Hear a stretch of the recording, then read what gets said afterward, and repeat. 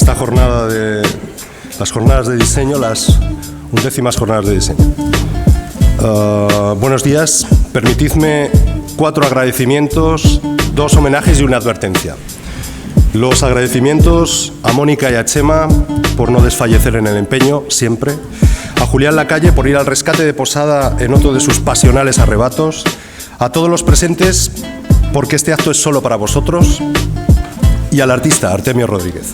Los homenajes a mis maestros del grupo Estampa Popular y a las coincidencias y al número 20.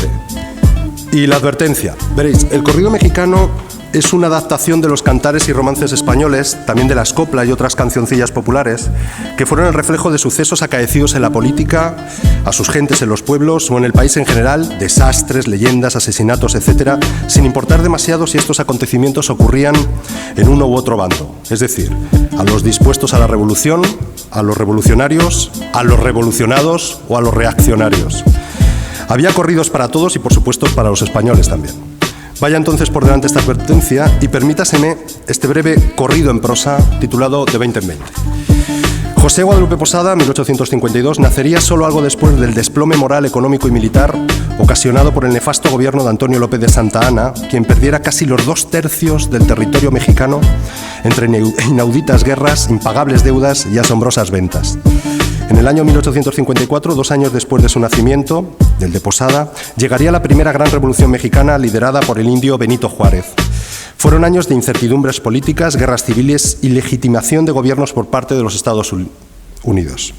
Posada desarrollaría su trabajo artístico siempre bajo gobiernos represores, golpistas o caciques, y vivió bajo dictaduras que se hacían vitorear con perlas intelectuales como estas de Porfirio Díaz. Paz, orden y progreso. Poca política y mucha administración, y una fantástica que era pan o palo. Pero en 1910, Francisco Madero, que había adquirido popularidad al estar encarcelado por desafiar al general Porfirio Díaz, aprovecha su salida de la cárcel para huir a Estados Unidos y desde allí hacer público el Plan de San Luis, una arenga panfletaria sobre la liberalización de México, una suerte de revolución de papel, en cuyo punto 7 decía lo siguiente: el 20 de noviembre de 1910, el primer 20, de las 6 de la tarde en adelante, todos los ciudadanos de la República tomarán las armas para arrojar del poder a las autoridades que actualmente gobiernan. Y punto y seguido decía: los pueblos que estén retirados de las vías de comunicación lo harán desde la víspera. Evidentemente, la revolución, por supuesto, no estalló inmediatamente, pero la semilla estaba plantada en las galeradas de aquel desafiante panfleto. La vida reparte justicia y la velocidad de los cambios arrastró consigo al instigador de la propuesta, llevándole a liderar en la cabeza del gobierno su llamada a la revolución sin que él pretendiese tan dudoso honor. A Posada solo le quedaban 2 años de vida y en el horizonte ya se avistaba la silueta de 2 de aquellos grandes guerreros de la Revolución Mexicana, Doroteo Arango, Pancho Villa, y Emiliano Zapata, al que se escuchaba antes que veía con su archifamoso grito de esperanza: tierra y libertad. Ya entonces el sobrepasado, blando y culto Francisco Madero sucumbió a las veloces transformaciones, siendo asesinado en 1913, el mismo año en el que moriría José Guadalupe Posada. El grabado siempre ha servido a lo largo de la historia para esconder, para sembrar con la semilla de los cambios y la revolución las transformaciones que se aproximaban, y en España no fue menos. Aquí tuvo su reflejo en uno de los más activos colectivos de creadores que trabajaron contra la falta de libertades instaurada por el franquismo. Me refiero, como no, al grupo Estampa Popular, que un 20 de noviembre de 1956, el segundo 20, en Madrid, iniciaba su andadura secundada inmediatamente por decenas de artistas en el resto de comunidades españolas. Así, y en muy poco tiempo, José García Ortega publica una declaración de principios que, junto con la experiencia de Ricardo Muñoz Suay en el funcionamiento de los talleres de gráfica popular que ya existían con éxito en México, dan el primer paso hacia un arte contestatario, ansiadamente revolucionario y en defensa de la libertad de expresión, usando como medio el arte y, en particular, el inocuo y silente arte del grabado. Aquel grupo unió los esfuerzos de Francisco Álvarez, Manuel Calvo, Adán Ferrer, Palacios Pascual en Madrid, Francisco Cortijo, Francisco Cuadrado, Cristóbal Aguilar en Sevilla, Agustín Ibarrola en Vizcaya o el equipo Crónica en Valencia. Los cambios de nuevo sobrevinieron un 20 de noviembre de 1975, el último 20, cuando en la televisión se anunciaba la muerte de Franco. Aún así hubo de esperar al papel, a verlo estampado en un periódico para creerlo, y el trabajo de Estampa Popular ya se había hecho. Se habían denunciado las desigualdades sociales, la falta de ayuda al campesinado, la ruina educativa, la pobreza del pueblo, los excesos del franquismo, el abuso del poder, y todo ello, además, siendo encarcelados y jugándose la vida. Aquel grupo de artistas homenajearon una y otra vez a José Guadalupe Posada, utilizando frecuentemente sus imágenes como símbolos y emblemas de la libertad, y no como excusa u ornato, sino como resistencia, denuncia, clarividencia y heroísmo. Artemio Rodríguez, por tanto, estudiante de agrónomos en su juventud, si es que en algún momento ha sido más joven que ahora, es también uno de aquellos agricultores de la línea, un grabador, uno de los pocos que aún a día de hoy tallan y retallan ahondando en la materia como lo hacen los agricultores en el campo, oxigenando la tierra, enterrando las semillas, usando de otro tiempo para la creación y esperando el fruto de tan singular esfuerzo, a veces años después, muchos años después. Artemio Rodríguez es heredero directo e indiscutible del hacer y del genio creador de José Guadalupe Posada, y gracias a él podemos disfrutar por primera vez en nuestra ciudad de los grabados de su maestro. Por último, se da una última coincidencia.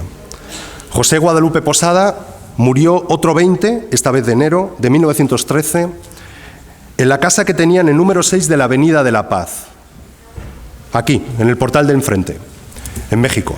Muchas gracias.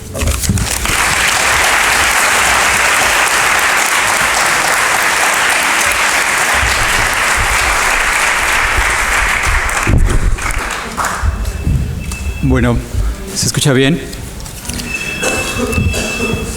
¿Sí se escucha? A ver, conteste ese celular, por favor.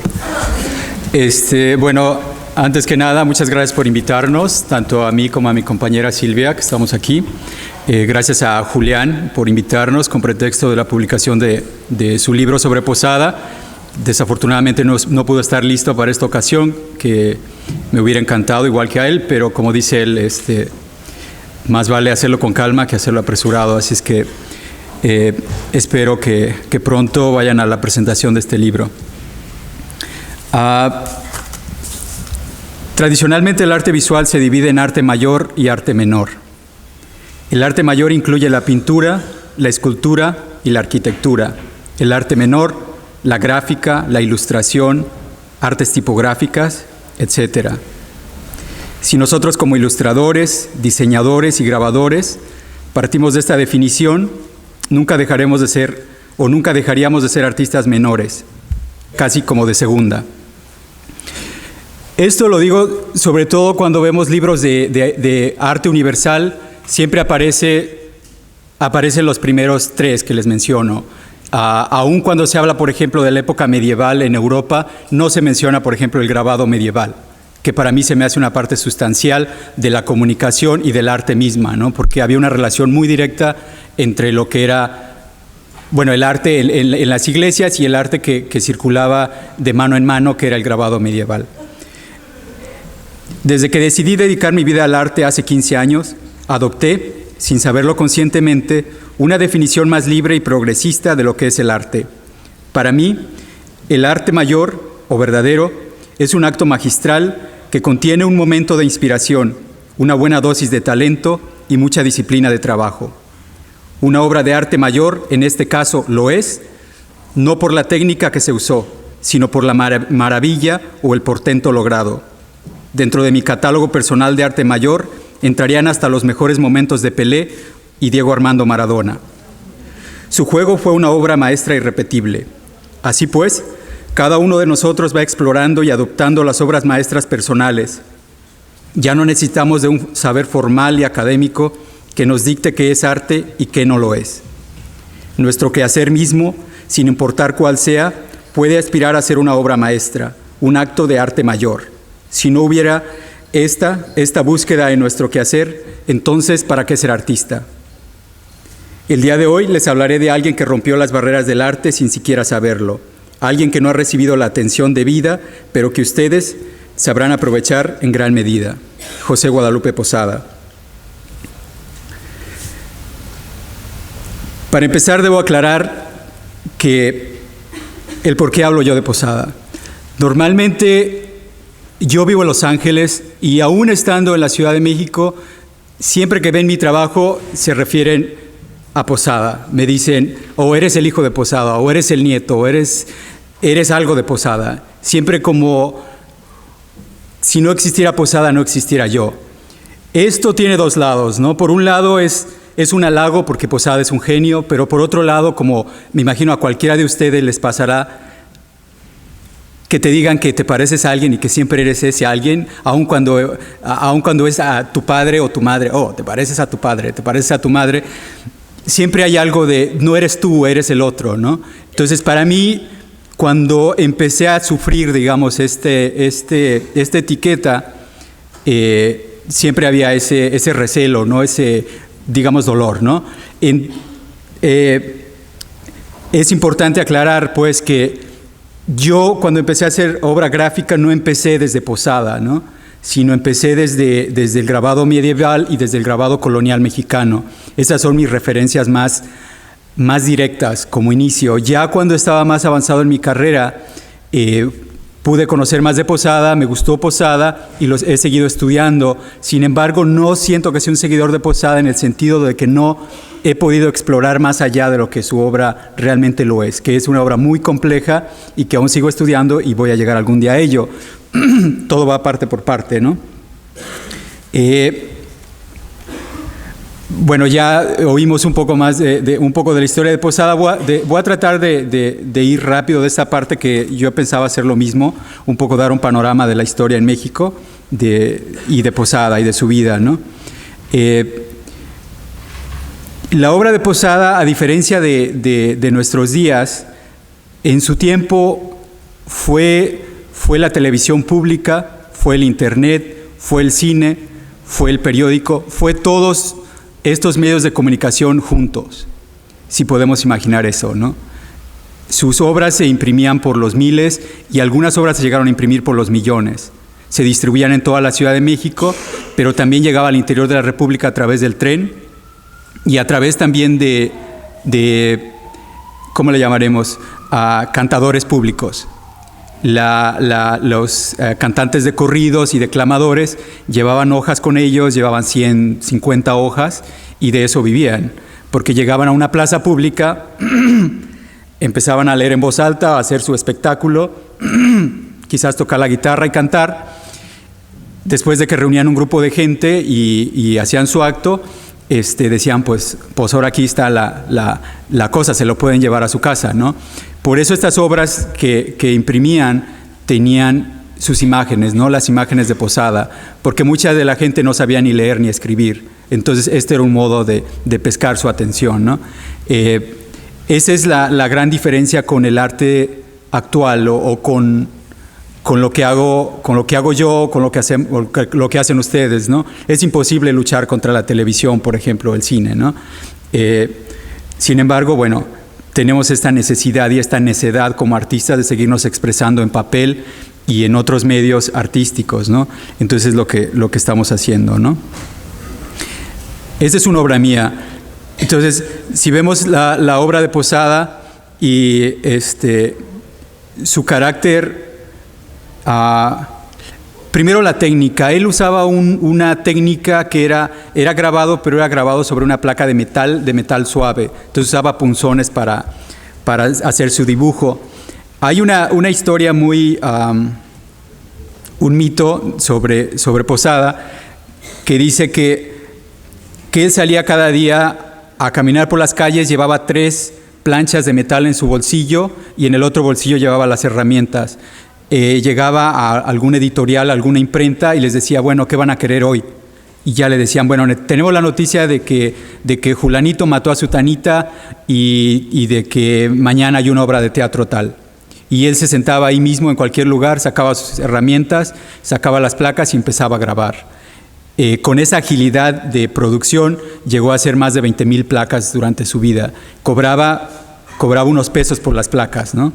Entonces, esa es la gran diferencia. Ahora en día, mi búsqueda como artista y también como la Mano Press, que es la empresa que tenemos en Los Ángeles, es ver de qué modo llegamos a facilitar de que haya una difusión más amplia de las imágenes, ¿no? Como pueden ver en este grabado, el toque es más medieval que hacia el lado de Posada, ¿no? Las líneas son más gordas, más rígidas, más tiesas, y esa es para mí la diferencia con Posada, ¿no? Este es un retrato que yo hice de Posada para celebrar el 150 aniversario de su nacimiento, y Bueno, tomé una foto de él, solo hay 2 fotos de José Guadalupe Posada. Agarré la foto y agregué todos estos caracteres alrededor, todos esos personajes que de algún modo salen de su obra.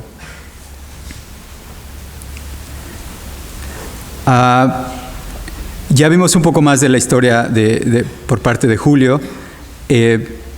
Lo único que cabría decir es que José Guadalupe Posada nace en Aguascalientes, al norte de la Ciudad de México. Es de orígenes humildes, tiene poca educación. Sin embargo, por alguna de las casualidades del destino, afortunadas para todos nosotros, él empieza a trabajar en una imprenta o en una editorial, digamos. Es difícil decirlo porque lo único que hacían era un periódico que se llamaba El Jicote Ilustrado. Y en ese tiempo, o en esa editorial, específicamente trabajaban con la litografía, y José Guadalupe Posada a los 20 años ya es un maestro de la técnica. Desgraciadamente, debido a las inclinaciones políticas del Jicote Ilustrado, son exiliados de Aguascalientes y terminan en León, Guanajuato. Posada lo sigue a León, Guanajuato, donde se establece junto con su hermano y donde se casa Posada, pero hay una terrible inundación. Regresan por un tiempo a Aguascalientes. Aquí tengo un mapa, de hecho, del lugar. En la parte de arriba se ve Aguascalientes, la Ciudad de México está aquí en el centro del país, y después está León, Guanajuato. Entonces él viene a León, está por un tiempo ahí, sucede la inundación, regresa a Aguascalientes y entonces emigra a la Ciudad de México. Cuando llega a la Ciudad de México, empieza a trabajar en cualquier tipo de periódico, de publicación que se le atraviese, ¿no? Estamos hablando del Porfiriato. Las condiciones de vida en México son miserables, pero son miserables sobre todo en el interior de la República. Él vive en la Ciudad de México y, como sabemos, siempre el centralismo permite que en la ciudad se viva un poco mejor. Vaya, hay miseria, hay rebelión, pero no tanto como en el interior, ¿no? Y en este caso la Ciudad de México lo es así, ¿no? Hay actos de grandeza. Porfirio Díaz, a pesar de ser de origen indígena, él era de Oaxaca, y a pesar de haber luchado contra los franceses que invadieron o intentaron invadir México, él fue un general que fue un héroe de estas batallas contra los franceses. Cuando él está en el poder, se enamora de lo francés y empieza a promover lo francés a diestra y siniestra, y eso es lo que dirige tanto la vida social como también el arte, ¿no? Gracias a él se hizo una de las obras monumentales culturalmente hablando, que es el Palacio de las Bellas Artes, que está en el centro de la Ciudad de México.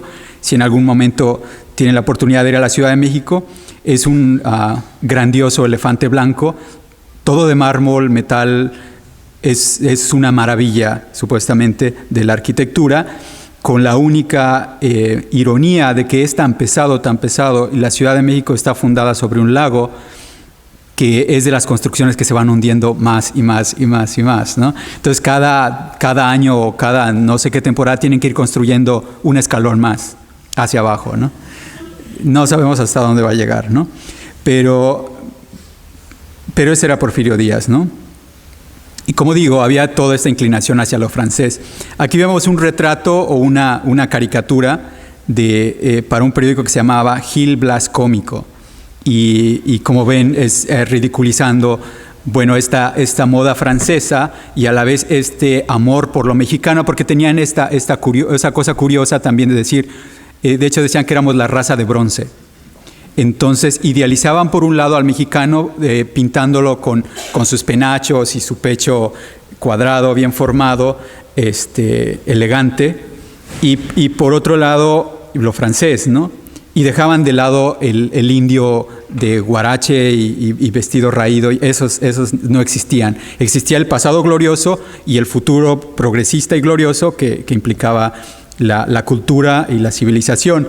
En este caso, la mujer, si ven sus pantalones, son vestidos como de charro, y el vestido tiene este trasero enorme que viene de lo europeo, y este sombrero entre francés y mexicano, ¿no? Aquí vemos, bueno, a un rico mexicano, muy bien dotado de comida, ¿no? En ese tiempo se dice que toda la propiedad mexicana, todo el territorio mexicano estaba dividido entre 11 familias. Había familias que poseían hasta 2, 3 estados, eran de su propiedad, eran de su dominio. Y también los latifundios eso eran los latifundios, los monopolios también llegaban a ese nivel, ¿no? Y había mucho... Las vías férreas, por ejemplo, que en época de Porfirio Díaz se dice que fue la época de más progreso para México porque se llenó de vías férreas a todo el país. Las vías férreas no eran mexicanas, eran inglesas o eran norteamericanas. Así es que es un progreso fundado en la deuda externa, ¿no? En la venta del país mismo, ¿no? Esta caricatura que me encanta mucho es un retrato de cómo México progresa y también nos da idea de más o menos qué estaba pasando en esa época en México, ¿no? Cuando la bicicleta era como la cosa maravillosa que venía de no se sabe dónde, ¿no? Entonces, como ustedes leen el texto aquí, tiene una suerte tan negra el guapo ciclista Aristi, que al pasar por Corpus Christi aplastó a su propia suegra. Y vamos a ver el siguiente. En tiempo de Posada, se dice que Posada era alguien muy político y que siempre estaba luchando contra el gobierno. Es una noción muy común. O sea, yo cuando en Estados Unidos alguien se refiere a mi trabajo, enseguida dice, oh, Posada, sí, su obra política y cómo luchó contra la dictadura. Esto es verdad en parte, porque dentro de los 20,000 imágenes que produjo Posada, yo creo que unas 200, 300 obras de él se refieren a lo político. Y no es una actitud de él constante en toda su obra, sino que solamente ocurre cuando la publicación lo requiere. En este caso es una de las pocas que vemos que se refieren a la represión. Y en realidad no está protestando de nada, nada más está diciendo que esta hoja volante se publicará cuando los acontecimientos de esa acción lo requieran, y nomás es una narración de algunas manifestaciones reeleccionistas y algo que pasó. Es nomás un hecho. No está proclamando nada, no está doliéndose, no está diciendo nada. Es nomás un hecho, como si hubiesen atropellado a alguien en el tranvía o cualquier cosa. Sin embargo, la fuerza de la imagen, y yo la veo y me recuerda inmediatamente, ¿cómo se llama?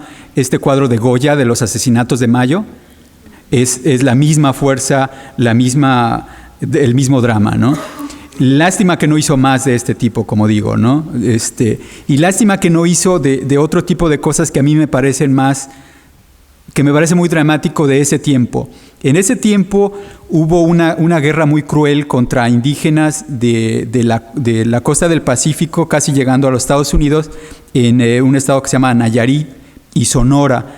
Había una tribu o una comunidad indígena que se llaman los yaquis, que era muy grande hasta antes de Porfirio Díaz.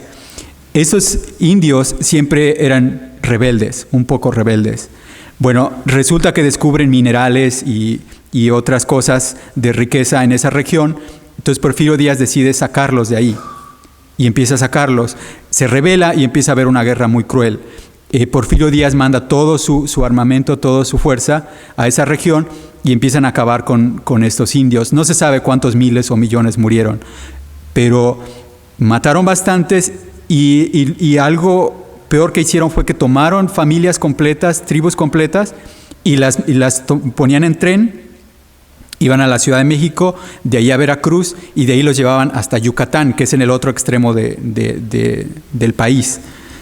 Muchos de ellos morían en el tren porque los subían, los encerraban, totalmente nazi, totalmente el holocausto, ¿no? Los metían en el tren, familias completas, en un punto determinado en Veracruz, los bajaban y los separaban, hombres, mujeres, niños, los separaban y los mandaban hasta allá. Como digo, muchos morían, y llegando a Yucatán, en ese tiempo la fibra de lo que hacían nuestras telas se hacía de enequén, que era un maguey que deshilaban y todas estas fibras era lo que hacían las telas, ¿no? Porque todavía no existía el petróleo, ¿no? Entonces toda la región de la península de Yucatán, donde ahora está Cancún y todo esto, era zona henequera. Entonces había tremendos latifundios donde sembraban henequén. Bueno, traían a estos indígenas desde el otro extremo del país y los ponían a trabajar como esclavos ahí. Se dice que el récord de vida de esta gente eran 6 meses, porque preferían darles poco de comer, que trabajaran lo más duro posible, murieran y traer más. Era más fácil hacer esto. Entonces, está esta parte, y hay otra parte que se llama Valle Nacional, que está en Oaxaca, que es un área tropical también, y ahí sembraban tabaco, plátano y no sé qué otras cosas más que abastecían a la Ciudad de México. También ahí era un régimen de esclavitud total. Y lo que hacían, y esto es en referencia a imágenes que Posada debió haber visto, era de que si ustedes se metían a una cantina con sus amigos y se ponían a tomar y se ponían bien contentos, podía pasar que al ir saliendo de la cantina o adentro de la misma cantina, rodear a la policía a la cantina, o cualquiera que tuviera armas, rodeaba la cantina, agarraba a todos estos borrachos y los llevaba y los vendía y los echaban al tren y se iban a Valle Nacional. Entonces su cruda era amanecer en Valle Nacional, donde al igual que en la zona henequera podían morir en 6 meses porque la salud y todo lo demás es una zona tropical, entonces es difícil sobrevivir, ¿no? Pero era estas cosas que le llamaban redadas, ¿no? Y también por crímenes menores te agarraban y te llevaban a la cárcel y te vendían como mano de obra y ¡pum!, te llevaban a Valle Nacional o a Yucatán. Ese tipo de imágenes, por ejemplo, él yo no he encontrado ninguna que se refiera a eso, ¿no? A este tipo de infiernos, ¿no? Y es una desgracia, ¿no? Si quieren leer más sobre esta época de México, que es muy cruenta, hay un libro maravilloso que se llama México Bárbaro, de John Kenneth Turner, que es un periodista norteamericano de deportes que de repente descubre que en México no es lo que... Porque México, como todos los países, se vende hacia el exterior como un país democrático, progresista y todo bien. Este periodista se da cuenta porque se entrevista con 3 hermanos revolucionarios, los Flores Magón, no sé si en Tijuana o en Los Ángeles, donde los tienen apresados. Se entrevista con ellos y le dicen, pues mira, en México pasan más cosas, ¿por qué no vas? Y él empieza un viaje desde la frontera norte, llegando por Valle Nacional y Veracruz, la Ciudad de México, y llega hasta Yucatán, donde él, disfrazado de rico empresario norteamericano, va tratando de comprar, entre comillas, esclavos y tierras y todo, y entonces le van contando, le dicen, bueno, si quieres yo te vendo 2,000 indios y te vendo tantas y tantas hectáreas, y así va como haciendo su viaje, y en este libro narra todas estas condiciones. No solamente habla con los ricos hacendados, sino que se atreve a meterse a las posilgas donde viven los esclavos. Entonces es un libro no muy conocido, pero creo que sería interesante para ustedes leerlo si les interesa más al respecto. Dentro de las publicaciones que trabaja, que tienen un carácter político, hay aproximadamente 20 revistas que trabaja Posada. Voy a leerles algunos de los encabezados de estas revistas o periódicos para que se den una idea más o menos del contenido, ¿no?, de estas revistas. Las revistas tenían una circulación más limitada. Lo más fuerte de Posada son las hojas sueltas, porque valían unos centavos y se vendían como pan caliente. Estas revistas me imagino que iban más a un público más educado dentro de la sociedad mexicana, ¿no? Y por tanto más progresista, ¿no? Este es el título de una publicación que se llamaba La Araña, semanario independiente destinado a los obreros. Ahora, no sé qué tantos números sacaron, si tal vez nada más sacaron 1 o 2, son de los que tenemos noticia. La Guacamaya es otro periódico, Del pueblo y para el pueblo, periódico hablador y de buen humor, rebalsador y decidor de verdades, no papelero ni farolero, azote de los burgueses, defensor incondicional y amigo de la clase obrera. Y eso era nada más en el encabezado, ¿no? O sea, todo este discurso se lo echaban, se imaginan más o menos las imágenes, ¿no? Ahorita estamos viendo uno de ellos. Y bueno, ustedes como diseñadores, como artistas visuales, enseguida se ve la gracia y la soltura de alguien como Posada para hacer este tipo de cosas que no es nada fácil, ¿no? Cuando tienes que darle la voz a una publicación, ¿no? Y en este caso tiene una soltura sorprendente. Este es otro que se me hace maravilloso, ¿no? El Argos. Periódico de la tarde, jocoserio ilustrado y de noticias. No sabemos de qué se trata entonces. Habría otro que se llamaba El Diablo Bromista. Órgano de la clase obrera, azote del mal burgués y coco del mal gobierno. Después tenía otro que se llama La Palanca. Por la unión, por la justicia, por el progreso. Semanario independiente de obreros y para obreros. El Diablito Rojo. Semanario obrero de combate. O aman a Dios o se los lleva el diablo. Ahora, esto es antes de 1917, que es antes de la Revolución Rusa. Entonces, en México, desde finales del siglo XIX, ya había socialistas también luchando por establecer el socialismo, ¿no? Desgraciadamente, pues no triunfaron, ¿no? O no sé, a lo mejor, afortunadamente, no se sabe, ¿no? A lo mejor hubiéramos tenido un Stalin, ¿no? Enseguida, ¿no? El otro se llama La Patria Ilustrada, no tiene pie de página o como se llame. Después hay otro que se llama La Gaceta Callejera, y esta hoja volante se publicará cuando los acontecimientos de sensación lo requieran. Este era publicado por Vanegas Arroyo, que era el editor que más publicaba trabajo de Posada.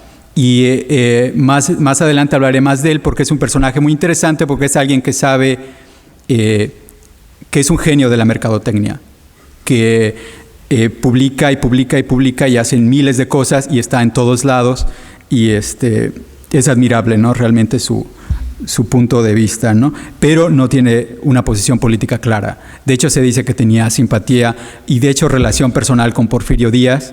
La única vez que estuvo en la cárcel fue por algún problema de terrenos. Entonces, aunque hacía cosas políticas, como digo, nunca sufrió la represión. Al igual que Posada nunca estuvo en la cárcel, lo que era bastante común si estabas metido en cosas políticas. Me imagino que muchos de estos periódicos que estoy leyendo el encabezado sí terminaban en la cárcel. Pero Posada era simplemente un trabajador, así es que él tenía esa libertad, ¿no? De hacer algo, pero no era su responsabilidad, ¿no? Leeré nada más algún otro de estos. El Padre Padilla, fundado para combatir la corrupción clerical. El Padre Eterno, instructor del pueblo y aguizote del fraile. El Valecito, del pueblo y para el pueblo, periódico rebalsador, parrandero y salidor, no papelero ni frijolero, decidor de purititas verdades, azote de los burgueses y amigo incondicional de la clase obrera. Así es que eran de pelea, ¿no? El Argos, no sé si tengo aquí algo que diga de él. Y creo que sí.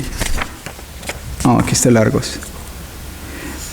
Bueno, ahí lo dice. Nada más era de joco ilustrado y de noticias, ¿no? Entonces no se sabe qué noción tenía. Hay uno muy interesante que se es... Déjeme ver. Todos son jocoserios. Semanario, El Fandango, semanario destinado exclusivamente a la defensa de la clase obrera, decidor de verdades, no farolero y sostenedor de cuanto dice en cuanto terreno, no son papas. Ese es interesante, La Gacetilla, todo menos política. Así es que él trabajaba para quien viniera y fuera, ¿no? Y estos son encabezados de secciones, ¿no? Y escogí estos tres, pero hizo muchos y a mí se me hacen estos maravillosos, ¿no? Tienen como un poco de mala impresión, pero si pensamos que estas cosas se imprimían por miles, realmente es increíble que las imágenes lleguen hasta nuestra época. Esta es una de las imágenes políticas más fuertes que encontré de él, ¿no? Se llama La risa del pueblo mexicano y podemos ver al monopolio. Después hay en la balanza, dice la buena fe, que está hasta arriba, y el dinero, que está hasta abajo, ¿no? Entonces el dinero es lo que pesa sobre la buena fe, y en la parte de atrás está alguien que me imagino que es el gobierno, con un lema que dice tolerancia. Y el pueblo pues está riéndose y escupiendo monedas, ¿no? Y bueno, es una caricatura, ¿no? Entonces es como ambiguo también, ¿no? No es tan... Bueno, aquí está la cita del libro que les mencioné antes, México Bárbaro, que realmente les recomiendo que lo lean si les gusta el drama.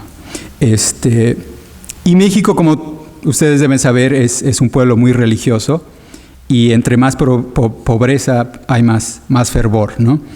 Esta es una imagen de una aparición de la Virgen de Guadalupe en medio de un nopal, de un maguey. Y bueno, hay larga tradición, me imagino que aquí en España también, de que la Virgen o Cristo se aparece en todas partes, ¿no? La última que supe es que se apareció en un vagón del metro, en el piso, el piso es como de mármol, y se apareció ahí. Entonces, para entrar al metro, había línea para entrar al metro y línea para entrar a ver la Virgen en el piso, ¿no? Yo pasé y nomás podías como ver por encima, porque no había un nicho, nomás era el piso. Y más bien parecía como un chicle pegado, pero causó conmoción y estaba en todos lados, ¿no? Y es increíble. Empieza la revolución. Posada muere en 1913, la revolución empieza en 1910. En 1911 Porfirio Díaz cede el poder, ya está cansado, él dura en el poder creo que 34 años. Y antes de eso, bueno, era un general peleador. Entonces me imagino que cansado dice, mira, yo no me quedo aquí en la revolución, ahí se quedan, yo me voy a Francia y vivo mi vejez tranquilo y muero en Francia, ¿no? Entonces él se va, y al irse queda el vacío de poder, y es donde empieza la revolución realmente. Entonces la revolución empezará más bien en 1911, ya lo más cruento de las batallas, ¿no? Entonces digo esto porque a Posada no le tocó vivir tanto la revolución como tal. Y le hubiera tocado menos, porque de todos modos él estaba en la Ciudad de México, y la revolución se da por todo el país, y hasta los momentos finales, como sabemos, es cuando se llega a donde está el centro de poder, que es la Ciudad de México. Entonces él vive la revolución más bien como noticia, como cuento, como gente que le dice, que le llega y dice, bueno, la revolución está en tal lado y está pasando tal cosa, ¿no? Pero esta imagen a mí se me hace maravillosa, ¿no? Este beso es un momento cúspide del arte romántico, ¿no? Y bueno, aquí está el guapo de Emiliano Zapata, ¿no? Que es de los personajes más importantes de la revolución y de los más amados, ¿no? Digo lo de guapo porque era indígena, tenía este rostro como fiero y auténtico, pero le gustaba vestir bien. O sea, si ven más fotos de él, siempre se viste galán, ¿no? El tipo trae un caballo hermoso y su traje es bello, le encantaba, ¿no? Eso, y tenía muchas mujeres, por supuesto. Bueno, aquí está una cosa ilustrada por José Guadalupe Posada, podemos leer la firma en la parte de abajo. Posada es de los primeros que empiezan a firmar su obra, ¿no? Y vemos este retrato de Posada que no se parece tanto, porque obviamente él nunca lo conoció, ¿no? Pero esta hoja nos da testimonio de cuál era la ambivalencia de Posada en cuanto a la revolución. Si nos acercamos más a la imagen, el título es El fandango del bautizo del hijo de Emiliano Zapata. El fandango es una tradición musical que se da en Veracruz, ¿no? Y el texto dice, ahora sí le tupen duro al terrible zapatismo, hoy sí están por seguro de acabar en un abismo. El general Robles piensa dar fin con esos bandidos, que son aprobio y vergüenza de aquellos pueblos instruidos. Por eso que en Yautepec aprendieron la familia de la Tila, que ha de ser algún día puesto en vigilia. Es su suegra Lupe Sánchez, y además de 3 cuñadas, Juana, Carlota y Felicitas, y otra señora, guardadas. Están en San Ildefonso, y allí algún tiempo han de estar, pero el Atila no es onzo, y las deja por acá.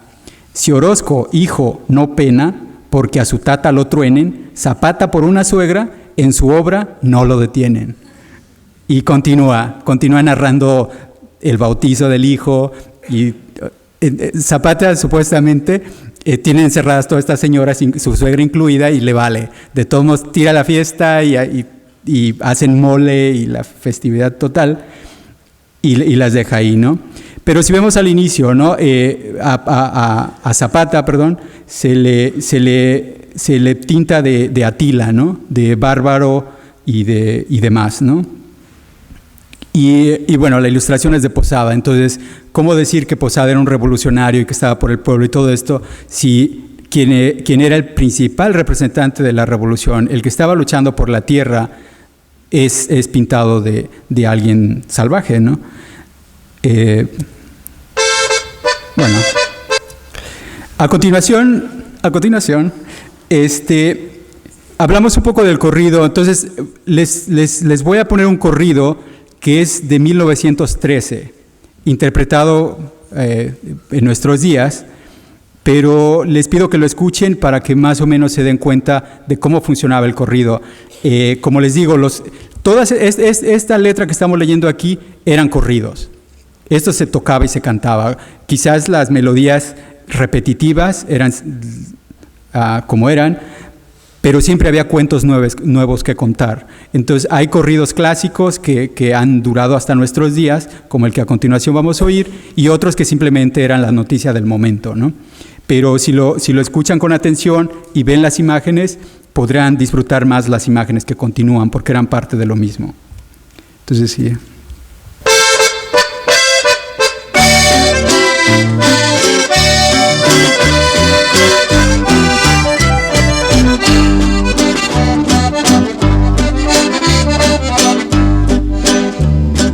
El año del 17, en un rancho de Chihuahua,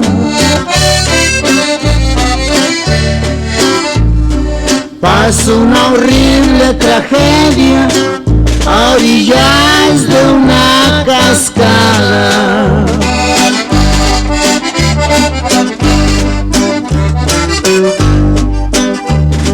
Luciana y Gabino Suárez todas las tardes llegaban.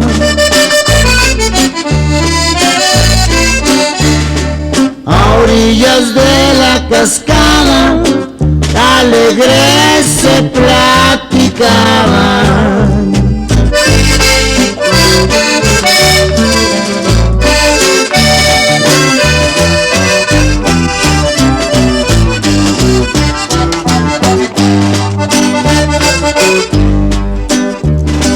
Gabino, yo tengo miedo, no sé lo que va a pasar.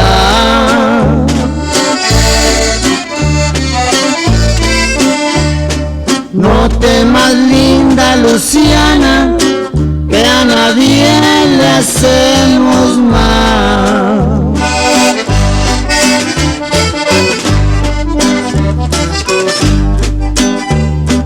De pronto son un balazo, Gabino muerto cayó.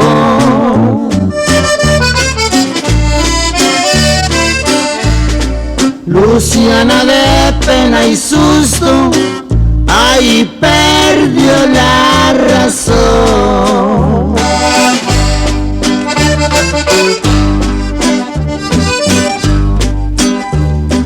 Afirman algunas gentes que el matón fue un caporal,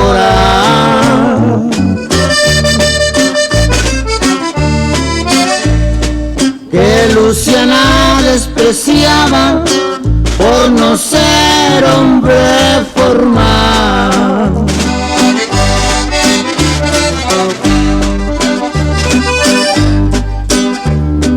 Luciana todas las tardes por Gabino va a llorar.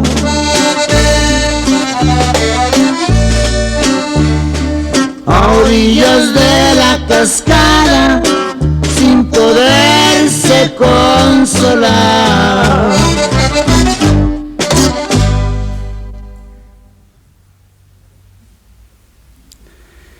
Bueno, pues como pudieron oír, hay muchos momentos dentro de este corrido donde la imaginación puede irse bastante lejos, ¿no? La cascada, este asesinato fortuito de repente, el momento en que ella pierde la razón ahí mismo.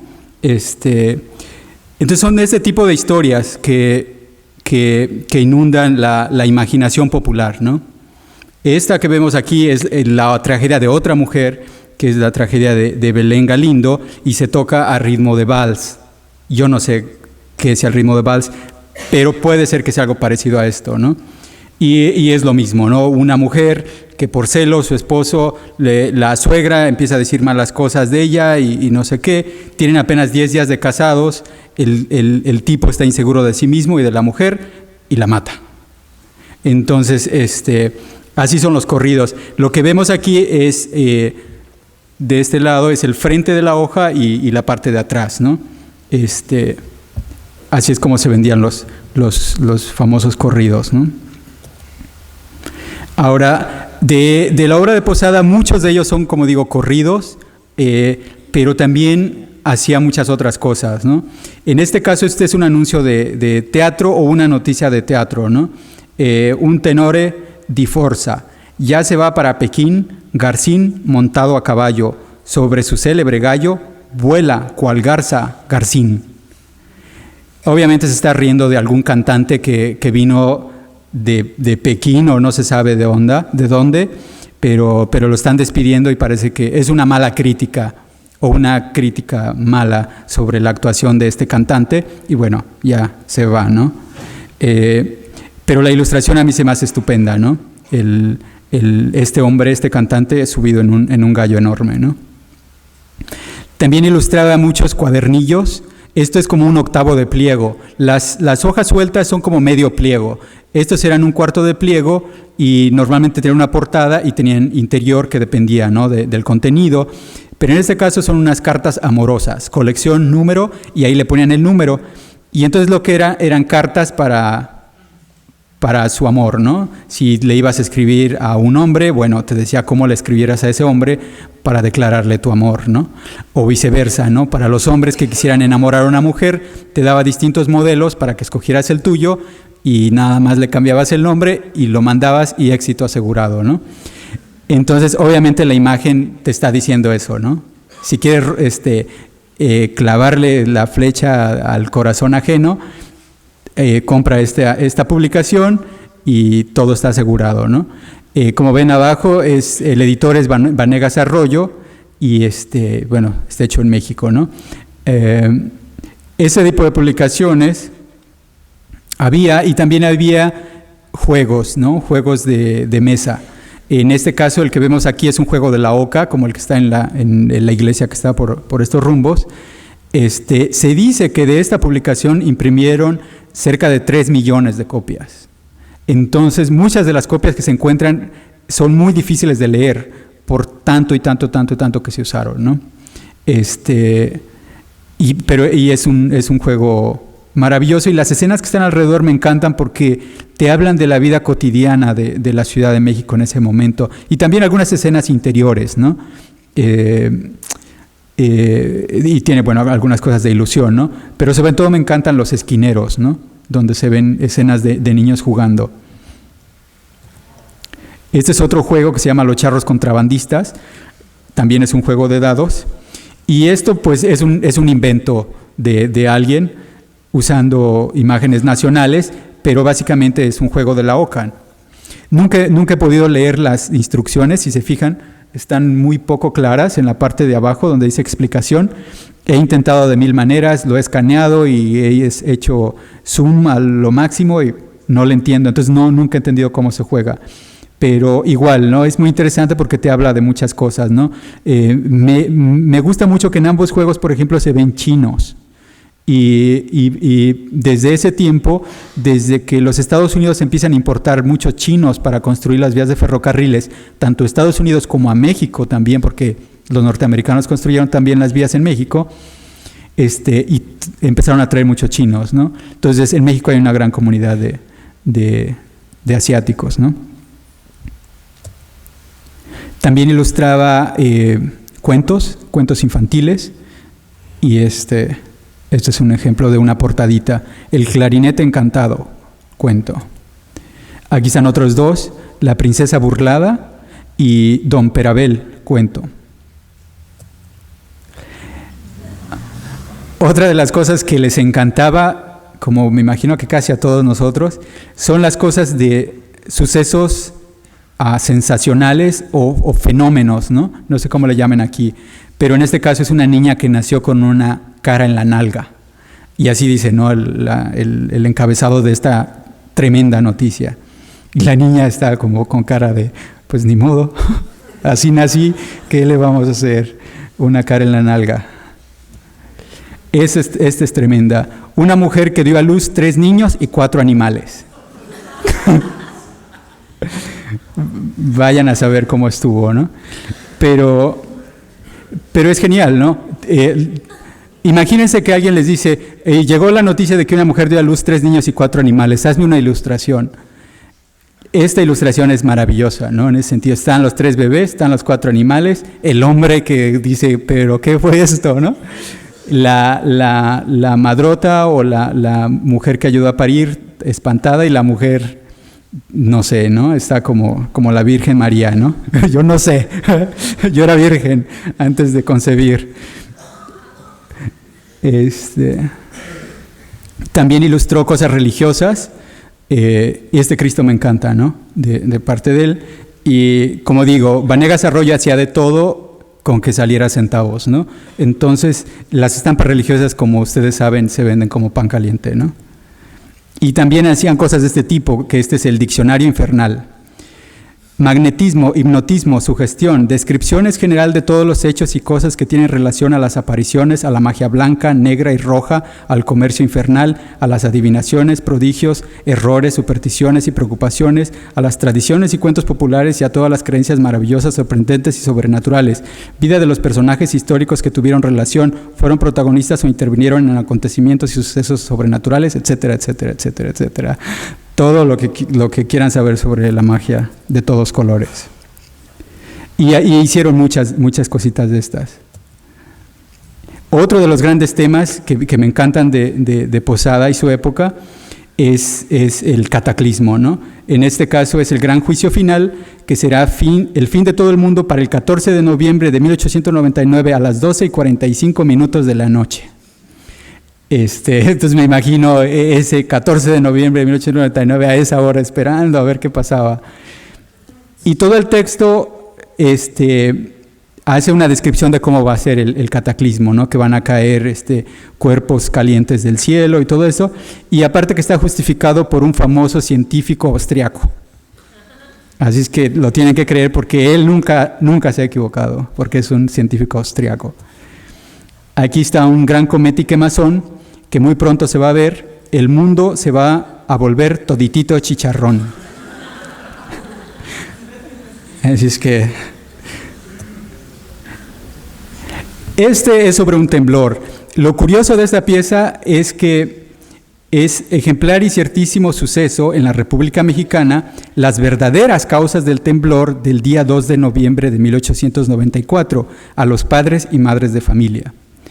Y entonces lo que a continuación narra son como 4 casos donde un hijo le dio una bofetada a su padre, donde una hija le dio una puñalada a su madre, y donde como hubo todas estas cosas de mala educación, donde algo malo pasó en la familia. Y también hubo una violación, creo, también, ¿cómo se llama? Un incesto dentro de todo esto. Entonces te narra estos 4 casos y después te dice, ven, estas son las causas de que haya habido este temblor. Entonces, y da todo un sermón, ¿no? De por qué a los padres y madres de familia tienen que cuidarse de hacer estos males, porque si no vuelve a temblar, ¿no? Casi todas las hojas, sobre todo este es de un suicidio, ¿no? Que también es un tema grandioso, ¿no? Porque en la religión católica, como casi todas, es prohibido suicidarse, ¿no? Pero la gente lo hace, ¿no? Pero la imagen es sorprendente, ¿no? Es increíble, ¿no? O sea, se puede uno imaginar aquí el lote baldío. En nuestra época habría latas de Coca-Cola y todo lo demás ahí alrededor de ella, y este cadáver ahí tendido, ¿no? Con los buitres. Peleas. Encantaban las peleas, y más si era entre mujeres. O si una mujer le disparaba a un hombre, eso es noticia segura, ¿no? Porque ¿cómo iba a ser? Pero ese es otro tipo de noticias, ¿no? Que hacía bastante mella, porque siendo un pueblo muy religioso, moralmente siempre, lo moralista siempre se vende. Y en este caso era una mujer que torturaba a una niña con cerillos. Y la imagen también, ¿no? Es monumental, ¿no? Esta imagen se puede ampliar a cualquier tamaño y nunca cobra fuerza, nunca disminuye su fuerza, ¿no? Los hechos extraordinarios. Aquí de esto hay muchas imágenes de eso, y como decía, son imágenes del interior de la República que llegaban a la Ciudad de México y se distribuían, ¿no? En este caso es la historia del joven sastre Miguel Gómez, que tuvo lugar en la ciudad de Chiapas. Miguel era el galán del pueblo. Sus padres habían muerto y él era rico, así que tenía la libertad de tener a todas las mujeres que él quisiera y a cualquier hora. Se cuenta que llegó a tener más de 60 novias únicamente en Chiapas. Continúa diciendo que él un día va caminando, ve a una mujer que va caminando por ahí, vestida de terciopelo rojo, y dice, esta mujer nunca la había visto, la tengo que conquistar porque entonces todo el mundo va a hablar de mí. Y entonces va con ella y le empieza a decir, oye guapa, y no sé qué, y te acompaño, y que, ok, acompáñame. Y ella lo va llevando y se adentran a una cueva. Y en la cueva, él empieza a sentir miedo y ella lo calma, ¿no? Finalmente él pregunta, ¿qué es esto? Y 1001 voces respondieron, el infierno. La bella mujer se transformó en el demonio y le dijo a Miguel que en castigo por haber deshonrado a tantas mujeres, se quedaría por siempre en el infierno, y el demonio se lo llevó para torturarlo. Y entonces aquí vemos, este es interesante porque también tiene esta cosa medieval donde en una sola estampa ves distintos momentos de la historia, ¿no? Ves al tipo conquistando aquí a la chica guapa, y después ves al guapo siendo tragado por el infierno, ¿no? Aquí otro horroroso asesinato acaecido en la ciudad de Tuxpan el 10 del presente, por María Antonia Rodríguez, que mató a su compadre por no condescender a las relaciones de ilícita amistad. Así es que cuidado con no corresponder a esas relaciones. Y esa es una de las imágenes más grotescas que él tiene, y que me recuerda también mucho a Francisco Goya, ¿no? Los crímenes más horrendos, que es un hombre que, me imagino que era esquizofrénico, se vuelve loco, mata a su esposa, mata a su padre, mata a su madre y mata a su niño y se lo empieza a comer en pedazos, ¿no? Y siempre después de todas las historias, ya en el texto, siempre al final hay un castigo divino que podemos ver en esta estampa representado maravillosamente, ¿no? Este personaje siendo tragado por el infierno, ¿no? Y después, bueno, vamos a lo de Día de Muertos, del cual Posada no fue el inventor, pero sí fue uno de las cúspides de esta tradición, ¿no? De celebrar un día a los que se han ido, ¿no? Entonces esta es la Catrina, muy famosa. Dentro de esta tradición hay alguien anterior a Posada que se llamaba Manuel Manilla, que podemos ver esta imagen aquí que está en vivo, aquí abajo en la exposición, es una de las piezas que traje, y que siempre se ha atribuido a José Guadalupe Posada. Lo que pasa es, Manuel Manilla trabajó antes que Posada. Cuando Posada llega, aprende la técnica de Manilla, que le está realizando en ese momento, pero enseguida, debido al genio artístico de Posada, acaba con Manilla, lo mata literalmente, ¿no? Bueno, no literalmente, sino figurativamente, porque destruye, o sea, ya todos los encargos van para Posada y Manilla queda descartado. Entonces su obra deja de aparecer pronto, y como podemos ver, la obra de Manilla es un poco más torpe y sin embargo tiene cierta belleza, ¿no? Tiene cierta naif, como se diría en inglés, ¿no? Aquí vemos un detalle, por ejemplo, ¿no? La cabeza es demasiado grande, el brazo es un poco corto, la mano es muy chiquita, la cabeza de la mujer al hombro está como media chueca. Anatómicamente no es tan correcto como Posada lo era. El talento de Posada hay que valorarlo aún más porque era natural. No era alguien que fue a la escuela y tomó clases de anatomía y de todo esto, y bla, bla, bla, sino que todo era natural. Y en este caso de Manilla se ve hasta qué límites llegaba o alguien popular a representar imágenes anatómicas, ¿no? Entonces Posada rompe con todo y él lo hace todo bien, ¿no? Entre comillas, ¿no? Esta es otra imagen de Manilla, igual, ¿no? Vemos las piezas un poco tiesas. Esto podría ser igual un grabado español, y de hecho los instrumentos, los gorritos, todo eso se ve como español, y el toro de bolas, ¿no? Pero podría ser medieval, ¿no? Esa es otra imagen impresionante de Manilla, y como ven es este encanto de México con Francia, y bueno, aquí está haciendo la Torre Eiffel, representada por esqueletos, ¿no? Si vemos la comparación, este es un grabado de José Guadalupe Posada. Cada esqueleto, cada movimiento, cada detalle es anatómicamente correcto, digamos, ¿no? O sea, todo el juego, todo el ritmo está ahí, ¿no? Es una representación del Quijote. Si vemos comparado con esto, donde todo se ve como de palo, esto tiene toda la agilidad del mundo, ¿no? Y toda la frescura. Este es otro ejemplo, ¿no? de la agilidad de Posada para representar los momentos de acción en el momento mismo, ¿no? Ese brazo con la navaja está pero de miedo, ¿no? Y la cara del otro que va a recibir el piquete está fabuloso, ¿no? Ahora, después de que muere Posada, aparecen todavía algunas imágenes más. Pero a mí en lo personal no me parecen ni de Manilla ni de Posada. Esta, por ejemplo, tiene lo tieso, por llamarle de algún modo, de Manilla, pero tiene la técnica de grabar de Posada.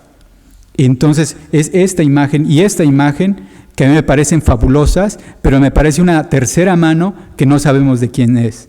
Y no pueden ser de Posada porque son después este está representando a Victoriano Huerta. Históricamente no puede ser Posada, que Victoriano Huerta es el que mata a Francisco Díaz y ocupa el poder por un tiempo, ¿no?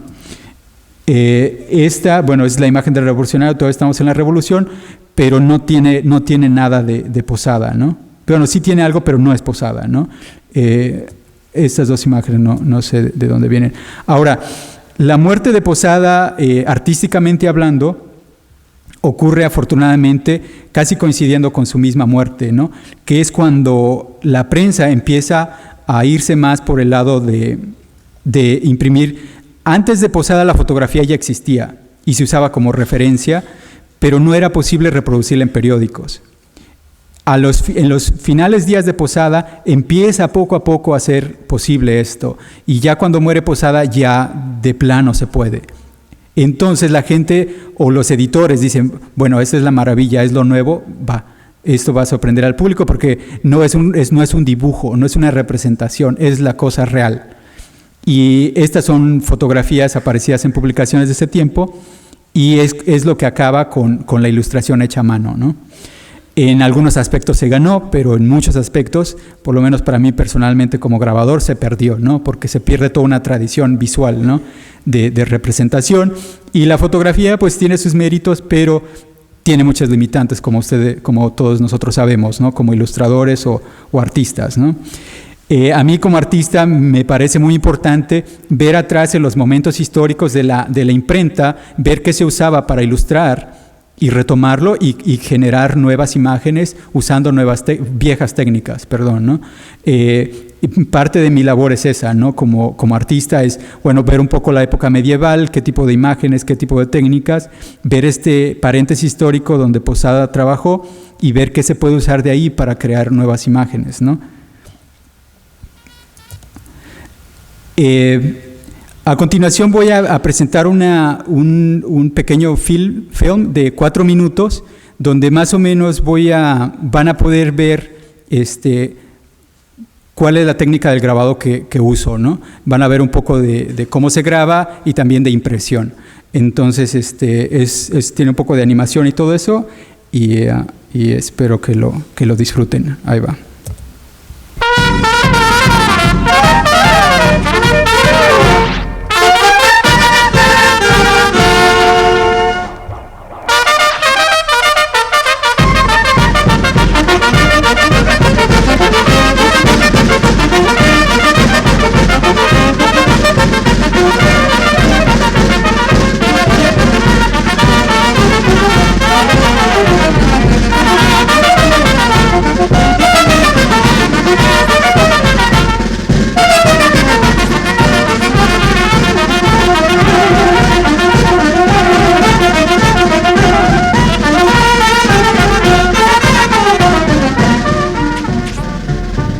De la pila nace el agua, del agua caracolitos, de la pila nace el agua, del agua caracolitos, señora, señora no vaya al agua donde le hace gorgorito, señora, señora no vaya al agua donde le hace gorgorito, señora.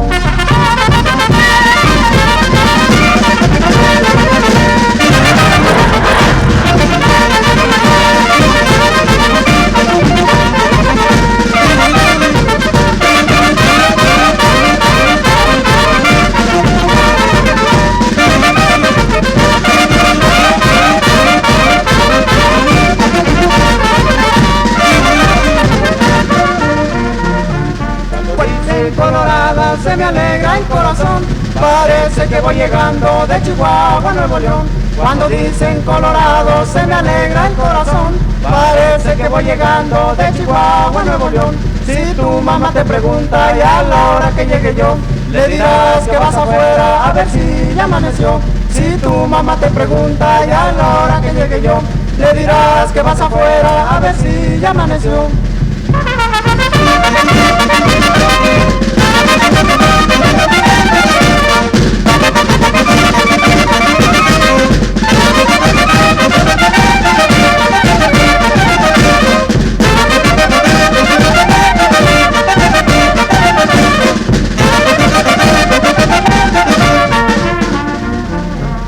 Aquí está la piedra lisa, chirriona, chirriononona, donde yo me resbalé por tus sabores, chirriona. Aquí está la piedra lisa, chirriona, chirriononona, donde yo me resbalé por tus sabores, chirriona.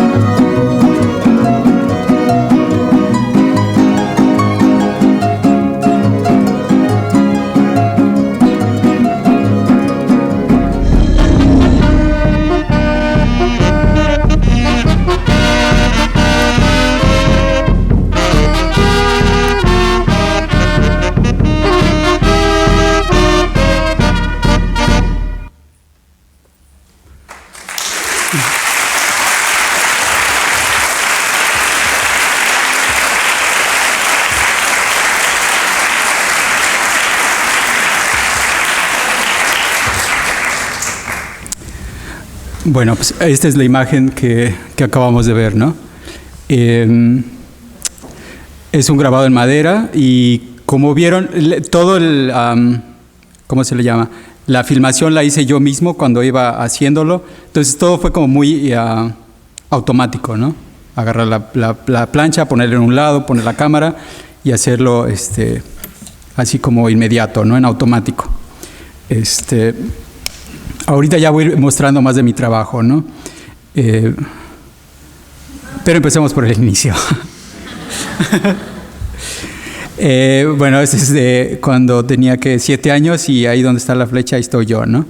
Y toda la tropa que me acompañó durante ese año. Este es uno de los primeros grabados que hice cuando tenía como 18 años, yo creo. Y es una vista idealista de lo que fue mi pueblo 450 años antes. Entonces es la iglesia de mi pueblo, ¿no? Como les dije antes, yo cuando empecé, bueno, a coincidencia de José Guadalupe Posada, yo también nazco en la provincia. Mis padres también son de origen muy humilde. Mi padre es albañil, mi madre es ama de casa. Los padres de Posada, él era, creo que panadero o no sé qué, y la mamá era ama de casa también, ¿no? Entonces, de origen humilde, en la provincia, el acceso a el arte, a museos y cine y todo eso es muy limitado, ¿no? Entonces, yo empiezo, mi entrada al mundo del arte es por el lado de la literatura, por el lado de los libros, ¿no? Bueno, la otra razón de la que quería mostrar esa foto no era nada más porque yo estaba ahí, sino por mi maestra, que es la que está hasta el extremo de aquel lado, que fue muy importante para mí porque ella y su hija, que también era maestra, que me dio clase el año siguiente, fueron quienes me enseñaron a leer. Literalmente empezar del ABC, pero también empezaron a meter en mí la cosa de la lectura, ¿no? Al final de cada día de clases le empezaron a leer una historia que continuaba para el día siguiente y después el día siguiente y así te tenían como hook, ¿no? Para que siempre fueras a la escuela, ¿no? Y no dejaras de ir porque tenías que oír el final de la historia, ¿no? Y entonces yo tenía mucho respeto por esta maestra y también yo creo que me dejó mucho en la imaginación el hecho de que ella era chaparrita, muy muy bajita y era jorobada. Entonces es algo que siempre se quedó en mi mente. De hecho, en algún momento la Mano Press era ediciones del Jorobado y nunca supe de eso hasta que un amigo me enseñó esta foto que yo no la tenía y me dijo, yo tengo una foto de cuando éramos niños y todo eso, y la vi y me acordé que esa maestra era jorobada, ¿no? Recuerdo una ocasión en que estábamos cada lunes rindiendo honores a la patria, como me imagino que aquí también lo hacen. Y yo estaba parado y gritando y haciendo ruido y de repente siento una mano aquí y digo, ¡quita! Y volteo y es ella. Y lo que pasa es que como cuando siento una presa, sentí que era alguien de mi tamaño, sentí que era alguien de mi altura y a pesar de que ella siempre pegaba a los estudiantes cuando eran burros, no me pegó, ¿no? Y se lo agradecí siempre porque fue muy violento, ¿no? Como, ¡quita! No me esté chingando, ¿no? Le dije algo así. Y yo creo que ella entendió que no era mala onda, que era algo curioso. Y bueno, en mi pueblo, entonces, como les digo, yo empecé a leer mucho y después fui a la universidad y como a los 17, 18 años regreso a mi pueblo y conozco a alguien que hace libros en mi mismo pueblo, ¿no? Que hace libros impresos a mano, montados a mano y vive muy cerca de mi pueblo, en el rancho. Entonces empiezo a ir a platicar con él y todo eso, y empiezo a ayudar en la imprenta un poco y demás. Yo quería ser poeta, entonces andaba con mis aires de poeta, veinteañero, vestido medio hipioso y todo eso, y llegaba con mis grandes poemas, y él tenía que chutárselos, como decimos, ¿no? Te voy a leer un poema, y bla, bla, bla, bla, bla. Y él se los aguantaba, y ya después me decía, bueno, pues tienen algo, ahí vas, échale gana. Pero hasta que ya se hartó de esta faceta mía poética y me dijo, bueno, mira, a lo mejor si le echas muchas ganas, llegas a ser un poeta que más o menos valga la pena. Pero veo que siempre andas dibujando. Cada momento que estamos platicando algo, estás haciendo garabatos por todos lados. Entonces, ¿por qué no aprovechas esa parte? Sigue con lo de la poesía, no importa. Pero ponte a hacer algo con tus dibujitos. Y él me dijo, bueno, mira, aquí está este dinero, y vete a la Ciudad de México, que en ese tiempo estaba a 8 horas de distancia, y vas a tal calle en el centro de la Ciudad de México y vas a encontrar una tienda de arte que se llama Casa Serra. Ve ahí y pide gubias para grabado en linóleo y pide unas placas de linóleo y después te regresas. Digo, bueno, pues me pagan el viaje, vámonos. Y entonces me fui y compré mis materiales, muy contento, paseé, fui al cine, todo. Y después regresé y ya me dijo, bueno, mira, esto es más o menos así. Yo no sé, yo me imagino, porque él no es grabador, él es impresor y tipógrafo, ¿no? Uno de los más grandes de México y de Estados Unidos, ¿no? Y entonces me dice, yo no sé cómo es, pero me imagino y es así. Y toma, te doy este libro y me dio un libro que se llama El grabado en madera de Paul Weinstein, que fue un hecho muy afortunado, que surgió a partir de un hecho desafortunado, ¿no? Paul Weinstein era un crítico de arte alemán que durante la época nazi huye de Alemania y termina en México. Cuando llega a México, traduce su libro que se llama El grabado en madera, que es básicamente un tratado sobre el grabado en madera medieval y los subsecuentes, ¿no? La ilustración y todo eso, pero me interesó sobre todo lo medieval. Entonces, esta es mi primera lectura referente al grabado. Lo empiezo a leer y de repente estoy en la línea directa, digamos, o como una evolución por la misma cosa de que es lo que estoy leyendo, del grabado medieval. Es por eso que digo que Posada me viene más tarde.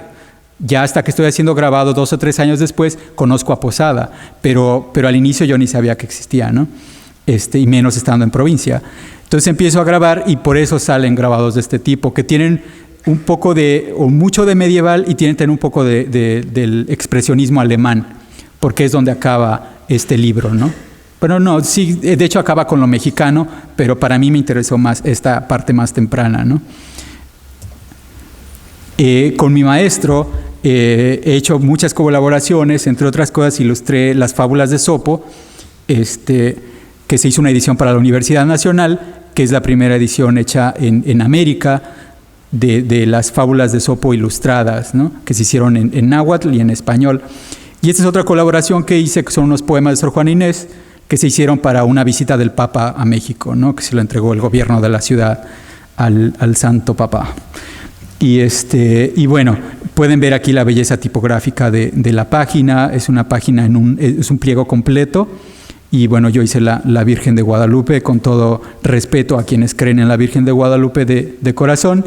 Bueno, tomé, como ustedes lo harán, me imagino, cada que tienen un encargo de alguien, bueno, si les place, bueno, respetan la ideología y la mentalidad de quien les está pidiendo el encargo y lo hacen. En este caso yo, bueno, es algo además cercano porque nací católico y hice esta imagen, ¿no?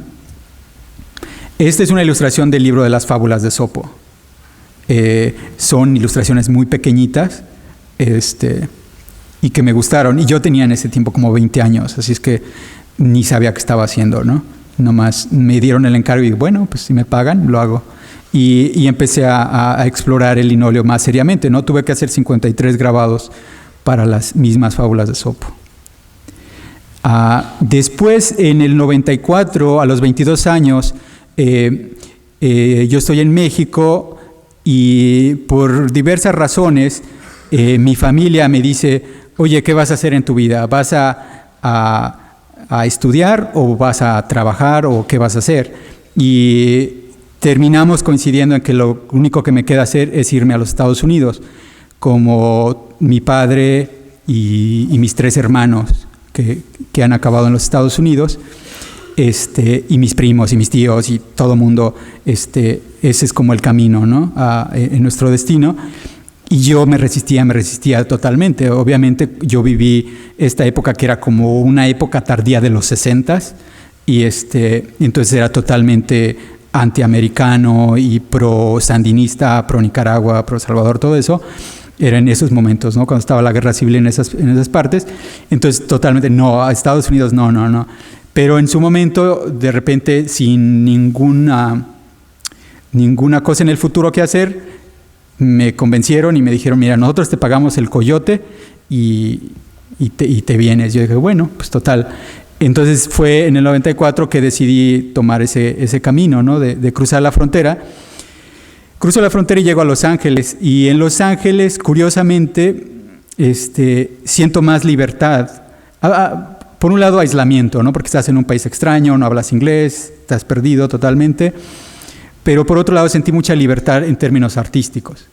porque cuando estando en México siempre hacía algo y siempre tenía como ese fantasma gigante del arte mexicano, ¿no? De todos estos grandes maestros del arte, ¿no? Y de la poesía, ¿no? Entonces siempre decía, no, yo nunca voy a hacer nada, soy una basura, ¿no? Soy una basura que lleva el viento, ¿no? Y llegando a los Estados Unidos, de repente ya no hay nada. Entonces, nadie me está viendo, a nadie le importa, no sabe lo que está a tu alrededor.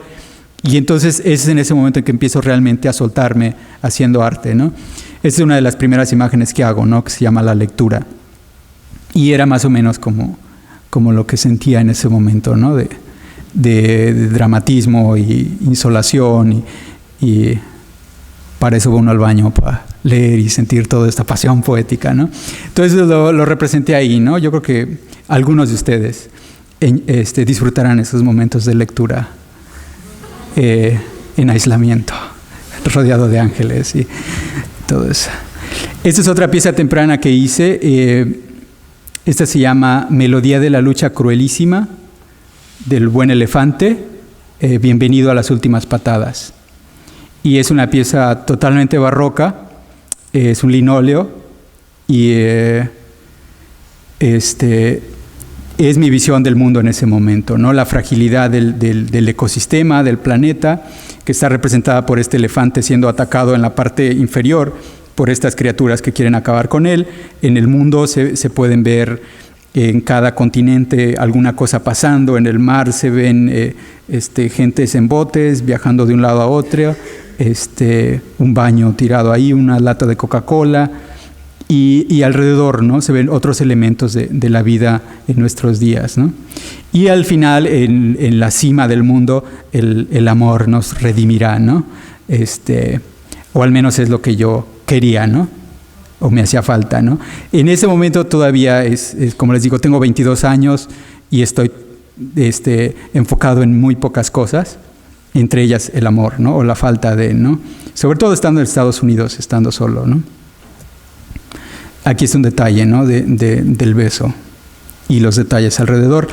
Esta pieza también tiene algo interesante, la cosa del barroco, sobre todo hablando de grabado en linóleo. Como ustedes saben, se empieza de una placa completa que si se imprimiría sería negra. Empieza a dibujar y empieza a escarbar y sigue habiendo negro alrededor, Entonces digamos que voy grabando la imagen de la mujer y el hombre. Y después otra cosa y otra cosa. Y siempre hay espacios negros que van quedando. En esta pieza en particular, lo hice muy conscientemente de que cada espacio negro que quedaba decía, bueno, ¿para qué lo limpio? ¿Para qué lo quito? Si de ahí puede surgir algo más. Y entonces cada detalle va pasando otra cosita que de algún modo se relaciona con la historia y no, es como el paisaje, ¿no? Entonces si ven hay como angelitos por aquí y después animales y escenas de un cerdo que es una televisión, como muchos elementos, Dios mirándose en un espejo, un ángel caído, todos estos elementos van surgiendo. Arriba de la mujer hay un condón como la iluminación total y una cama volando ahí como el ángel de la guarda, ¿no? ¿Dónde estará esa cama? Entonces cada cosa se iba volviendo como una narrativa diminuta, ¿no? Y me encanta esa pieza. También, claro, me interesa mucho el tema social, ¿no? El cruce de la frontera, el cómo nos ven a nosotros los inmigrantes en Estados Unidos y en este caso esta pieza se llama Somos Parte y entonces es proponiendo un poco como de qué parte estás, ¿no? Eres el ser que está sentado en su comodidad de la sala echándose un sueño, o eres estas personas que tienen que cruzar la frontera, arriesgar la vida para llegar a servirte, o de qué lado estás, ¿no? Y esta pieza ha tenido bastante éxito en mi carrera, ¿no? La gente le gusta mucho y lo compra, ¿no? Tanto mexicanos como norteamericanos, ¿no? Más conscientes de esta relación de la frontera. Esta es una pieza un poco conectada con la otra en el sentido de la dignidad, ¿no? Que nunca se pierde, ¿no? Del ser campesino, estar conectado a la tierra. Esta es una foto de un amigo y bueno, un arado tradicional. y un cielo ahí medio tormentoso, medio algo, pero siempre la dignidad y la belleza, ¿no? de un personaje conectado a la tierra. Este es un poco conectado a la otra, a la anterior, y esta la hice en el 94 también, y más o menos retrata el estado anímico de alguien en el exilio, ¿no? La pieza se llama Esa noche nos invadió la tristeza. Entonces es nada más un momento en que todo está triste. Las flores están tristes, los pescados están tristes, el corazón está triste, cada elemento es tristeza total. Y lo quería hacer como un dúo, donde el otro era ese día nos invadió la alegría, pero después de la tristeza ya no me quedaron fuerzas de hacer la alegría, así que se quedaron con la tristeza, ¿no? Ahora, esa pieza fue parte de un experimento que hice, que cada pulgada la amplié a un pie, la multipliqué. Entonces la pieza original mide 6 pulgadas, que sería como aquí así, por 12. Ese es el tamaño. Bueno, lo multipliqué por 10, digamos, o no sé cuánto. Y bueno, lo ven aquí, ven la referencia de esta mujer, que es una crítica de arte de Los Ángeles, y la amplié a este tamaño, ¿no? Y funcionó. O sea, lo veía la gente y creía que así había sido hecho, ¿no? Y entonces me abrió muchas puertas, porque entonces yo creí que la gráfica pues era una cosita chiquita y ahí se quedaba, pero ya ampliándolo a estas dimensiones es otro mundo y otro modo de usar la gráfica, ¿no? Que se puede hacer monumental. Es otra pieza que hice también monumental, que se llama San Jorge y el Dragón, o La lucha por la libertad y otras mentiras. Y esa la hice después del ataque del 11 de septiembre en Estados Unidos, y representando a San Jorge como, o sea, más bien a Bush como San Jorge, ¿no? Este caballero que cree que tiene la verdad y tiene que acabar con el dragón como pueda, ¿no? Y el dragón en este caso, bueno, es el mundo musulmán, ¿no? Lo desconocido. Aquí está un acercamiento de la misma pieza en una galería, ¿no? En Los Ángeles. Entonces, como ven esta imagen ideal del caballero, y abajo del caballero los tanques de guerra con símbolos de Pepsi, de Ford, de Enron, y en la parte de atrás a la señorita de la belleza, Miss América, con McDonald's y otras compañías en la parte de atrás, ¿no? Todos por conquistar la bestia, ¿no?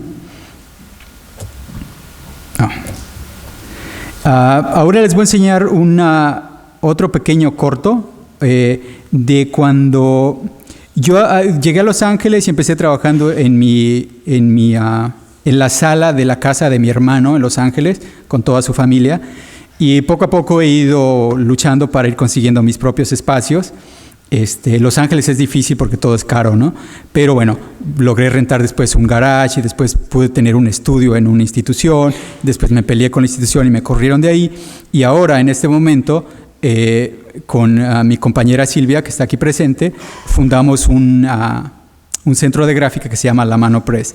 El siguiente filme es sobre cómo encontramos el edificio y cómo lo llevamos hacia donde está ahora, ¿no? Y ahí va.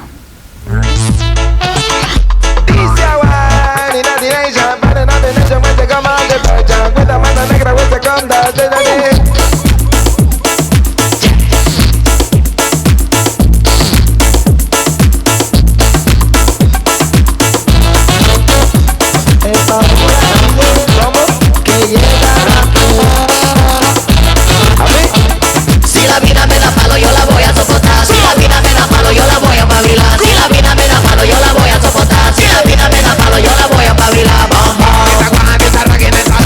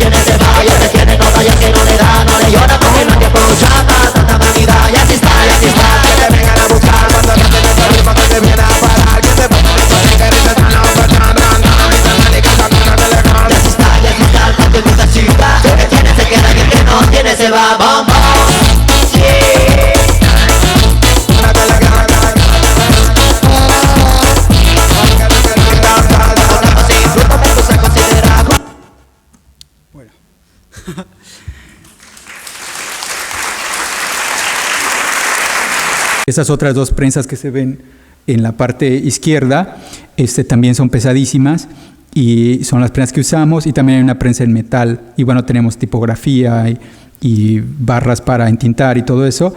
Aparte tenemos un espacio de galería, que es esta parte de aquí, y un patio trasero donde se dan clases, se tiene una cocina para cuando hay, para nosotros mismos y para cuando hay visitantes y todo eso. Y tenemos un estudio de diseño también, que es en la parte de alta de las escaleras, y tenemos, las Macintosh y todo eso, escáneres y todo para hacer diseño, ¿no? Entonces es un centro redondo, ¿no? Digamos, ¿no? Que tiene de todo, ¿no? Aquí se puede ver la vista desde afuera, ¿no? Pintamos ahí un pequeño mural y bueno, ese es nuestro lugar en Los Ángeles. Voy a enseñarles nada más algunas de las imágenes que yo he hecho. ¿Qué horas son? Son las 2. ¿A qué horas teníamos que acabar esto? Las 12:30. ¿10 minutos? 10 minutos, ok. Sí, más vale. Bueno, estas son algunas de las imágenes, muy rápido, nada más describiendo rápido de lo que se tratan y ya, ¿no? Esta imagen fue hecha para un poema que se llamaba El Diablo Venido a Menos, y era una narrativa en 12, era un poema dividido en 12 partes, y hice una ilustración para cada parte, ¿no? Entonces, bueno, es el diablo y la decadencia de la figura del diablo en los momentos actuales, ¿no? Como el diablo no asusta a nadie, ¿no? Porque hay cosas más maléficas que el diablo pintadas de buenos, ¿no? O sea, Bush y lo que quieran ponerle ahí entra, ¿no? Y el diablo, pues, es nada más una imagen mitológica, no es real ya, ¿no? Entonces aquí está, ¿no? Los poderes reales pisoteando el diablo ingenuo, ¿no? Ahora, esta es una imagen de posada. A partir de esta imagen de posada, hice toda una serie de cosas, ¿no? Son los 7 pecados capitales. Yo lo traduje al inglés y puse al tío Sam como el personaje principal o central, y todos los pecados ahí atacándole a este pobre infeliz. Aquí está el tío Sam disfrutando o sufriendo del pecado de la pereza. Aquí está el tío Sam en la ira, ¿no? El pecado del enojo. Aquí está el hijo de tío Sam en la lujuria, ¿no? Es una galería de arte y ve pelotas y está como, ¿qué es esto? Después hay más, ¿no? Están los 7 pecados, pero no quise ponerlos todos. Hice otro que son los 7 diablos capitales, ¿no? Los 7 pecados capitales en diablos, ¿no? Y me gustó mucho esta portadilla, ¿no? ¿Cómo quedó? Los 7 Deadly Demons. Aquí está el pecado de la avaricia, el pecado de la gula. Y después intenté hacer los mismos 7 pecados capitales, pero solo la cabeza, con una cabeza. Y estos son grabados en madera. Los otros eran grabados en linóleo y son como de este tamaño. Este es un grabado en madera y es como de este tamaño, ¿no? Son más grandes. Y ese es el pecado de la avaricia. Otra vez el pecado de la gula. Eat more, come más. Y tiene sus tatuajes, ¿no? De McDonald's y otras hamburguesas, ¿no? En la película primera, este es el que estamos imprimiendo, si recuerdan. Esta es la envidia. Ahora, esta serie la hice, que se llamaba Woodcuts of Woman, o grabados de madera sobre mujeres. Y era un libro escrito por un escritor de la frontera del Paso y Ciudad Juárez. Él vive en El Paso.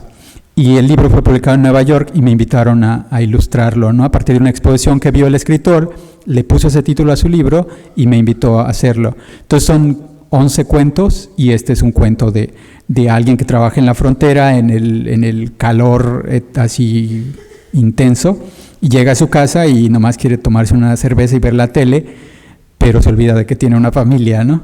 Y toda la familia está también en el estrés y todo esto, ¿no? Entonces es como el infierno, ¿no? Y bueno, uso otra vez la cosa de Posada, perdón, de los demonios, ¿no? Como símbolo de eso, ¿no? De infierno, de insoportabilidad, ¿no? Entonces está ahí la señora y los morritos ahí, y aquí abajo un dibujito, ¿no? De un perro comiéndose a la niña Lola. Esta es de la misma serie, y este cuento se llamaba Bar, y era como el mismo personaje como platicando con su amigo, ¿no? Del infierno que es la vida.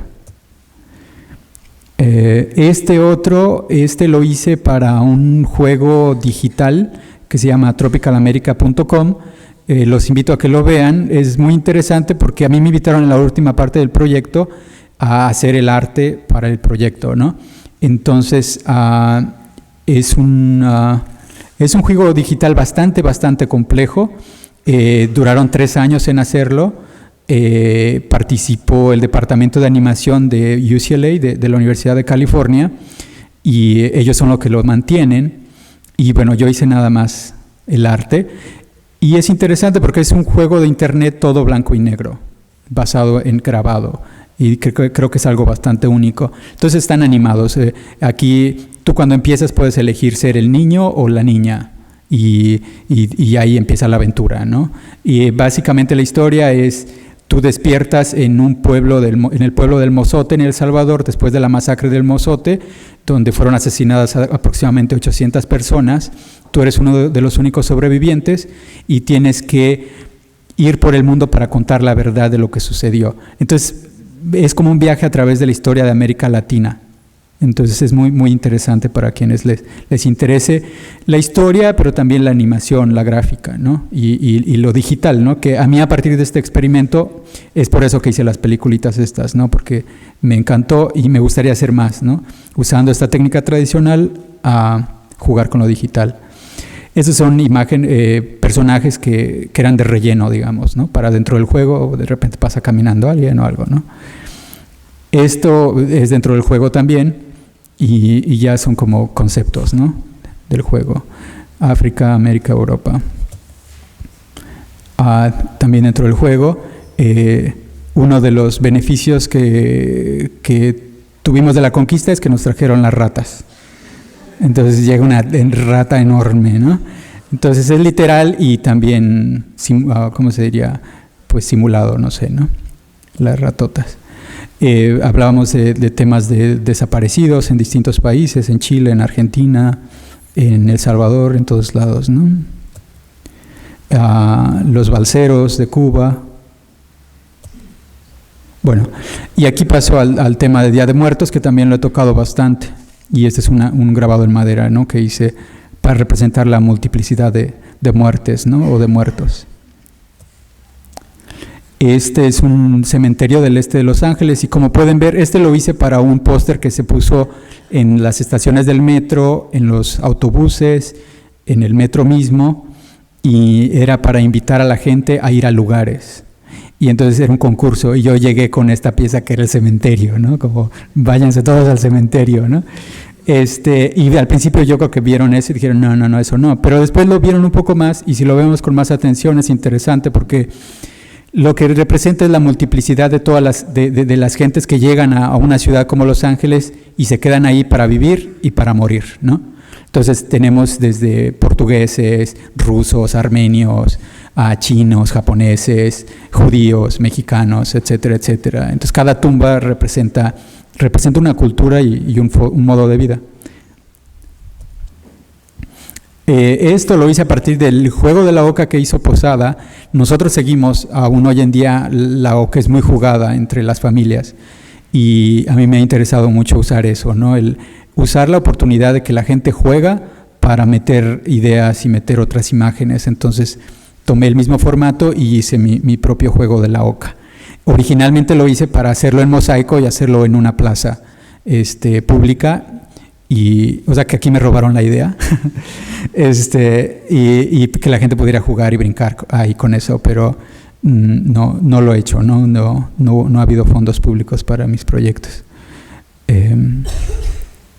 Esta es otra serie que hice, que son cabezas gigantes que se usan como máscaras de papel, ¿no? Se ponen sobre la cabeza y puedes andar por aquí o por allá. Se llama El Luchador Mexicano. Este se llama Orgullo Mexicano y es el cantante del primer corrido que oímos, que se llama Ramón Ayala. Este se llama El Diablo Hernández y es como más o menos como nos ven cierto sector de la sociedad norteamericana, ¿no? Un diablo muy complejo, ¿no? Tiene como 9 cabezas de diablos dentro de la cabeza de este diablo, ¿no? Y para finalizar, se llama La Muerte de San Jorge y básicamente es otra vez San Jorge o George Bush representado como San Jorge, pero en este caso por intentar matar a este dragón le falla el truco, se rompe la lanza y se clava él mismo. Entonces está ahí muriendo, desfalleciendo y está pensando en sus tiempos gloriosos en que era el ser todopoderoso que mataba dragones y se comía un hot dog después de sus hazañas, ¿no? Entonces es mi parte política.